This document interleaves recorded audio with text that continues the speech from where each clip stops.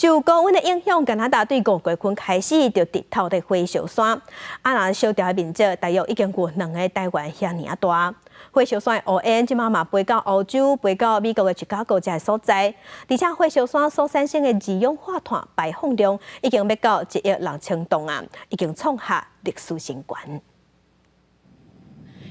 看过去，会当看到大火伫森林炭烧。加拿大为5月开始，各地一直发生森林野火，这火灾产生大量的浓烟，唔能影响国内，进前更严重污染美国纽约的空气。暂时烟雾嘛一清，美国的芝加哥当地空气品质已经互列入不健康的等级。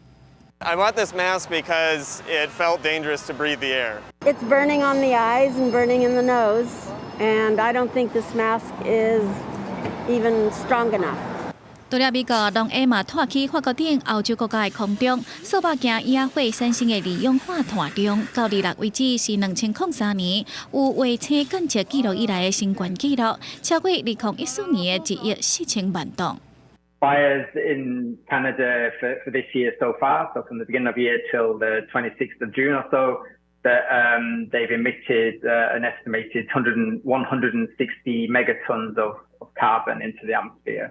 which is already the highest annual total for Canada over that period. 欧洲各百年的大气监测机构的科学家帕林戈顿表示，这烟雾已经拖起西班牙甲葡萄牙所在的伊比利半岛、爱尔兰甲英国，而且继续往法国、荷兰、比利时甲德国发展，进一步往东边拖。要过烟雾的宣布粒子会停伫大气内底较悬的位置，所以无啥可能会影响到欧洲的空气品质。暂时加拿大国内累计数百件野火，造成至少770万公顷的土地互大火烧去，等于烧掉2个台湾的面积，更加互看作是加拿大现代史上上大规模的野火，迈进一步互全球暖化恶化。公司新闻台是同朋友。